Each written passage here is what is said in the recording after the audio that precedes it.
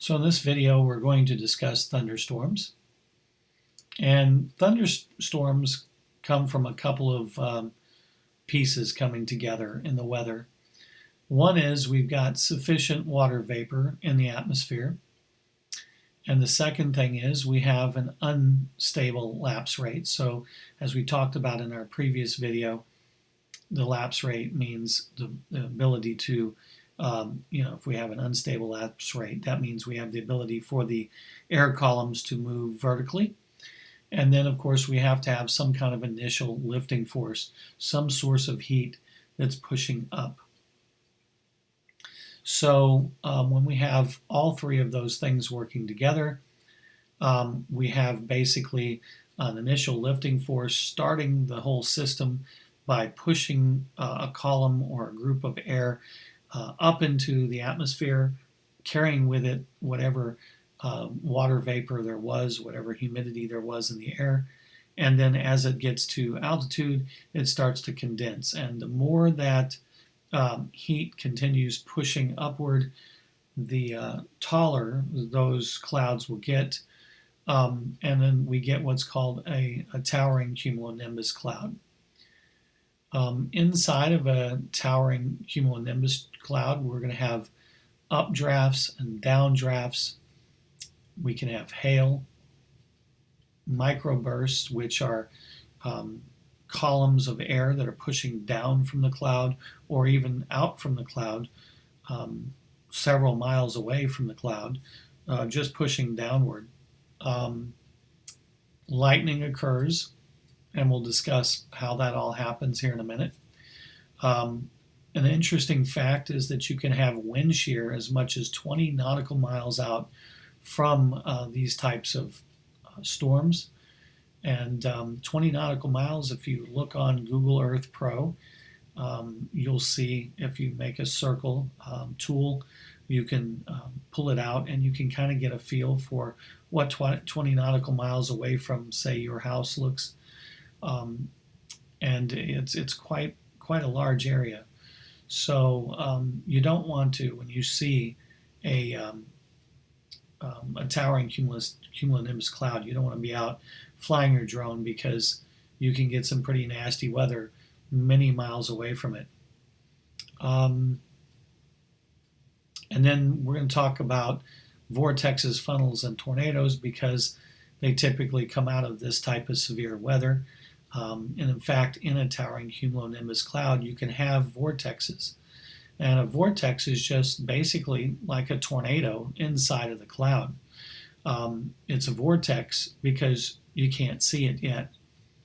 It becomes a funnel when it sticks its head out the bottom of the cloud or the base of the clouds, and you start to see that funnel coming downward, but it hasn't touched the ground yet. It goes from being a vortex to a funnel cloud. And then as soon as it makes contact with the ground, it becomes a tornado. So if you didn't ever know the difference between those three, now you know. So let's take a look at how these things actually develop and mature. So cumulus clouds become towering cumulonimbus as they start to rise in a column. And you're going to have constant updraft into these. So whatever heating source started these will be continuing, and it just starts a circular motion of air going into the cloud, coming out of the top of the cloud, and rolling back around to come back in again. So if you get into these clouds at all or near the base of them, you can expect some pretty powerful uplifting winds that could take your small UAS and run it up into this cloud at great speed. I've recently saw a story where some ultralight pilots, or it was actually not ultralights, it was some pilots that were piloting powered parachutes, and they got caught into one of these clouds, and it pushed them up and up and up, and they could not get out of the cloud fast enough, and ended up at 60 or 70,000 feet, almost killing the pilots because you don't have as much air to breathe up there, and it's freezing cold. So it can be very dangerous for any light aircraft.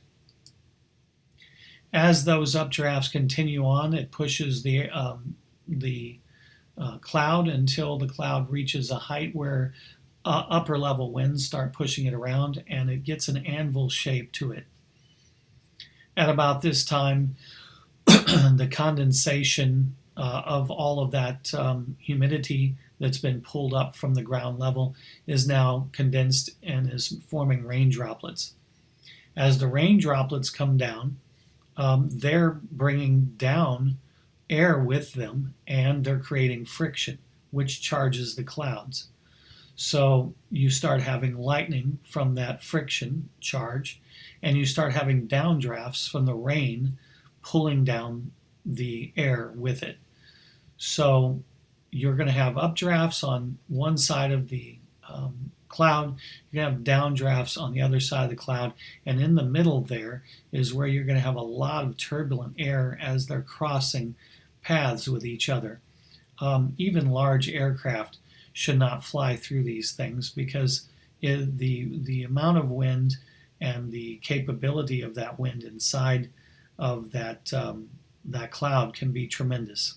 And like we talked about before, vortexes can even begin to form and can be really horrible. Hail will fall usually underneath the anvil-shaped head. So that beautiful area you see out here to the left where it says updraft, if you were to fly underneath that beautiful sky over there, you may get damage to your aircraft very significantly because that's typically where hail gets tossed out the top of the cloud and gets arced out away from the cloud. So it may look like a beautiful day out there to the left, but hail could be falling in that area. Same thing with to the right as well.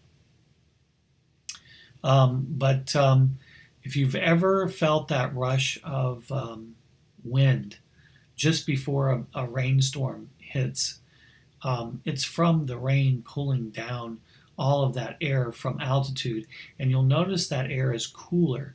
So you're standing outside, you're watching a rainstorm approach, you see the trees start to get pushed around a little bit, and then you feel that cooler air temperature wind blowing in your face, and sometimes you can even faintly smell the rain.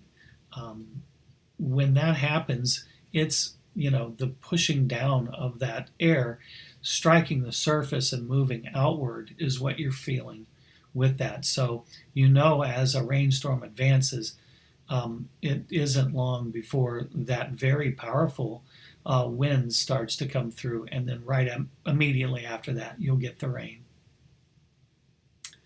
And then as a towering cumulonimbus cloud is dissipating, it usually dissipates from the ground upward.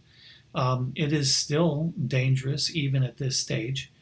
It's not really safe to fly underneath this type of area until the entire cloud is gone. And that is pretty much thunderclouds or thunderstorms in a nutshell.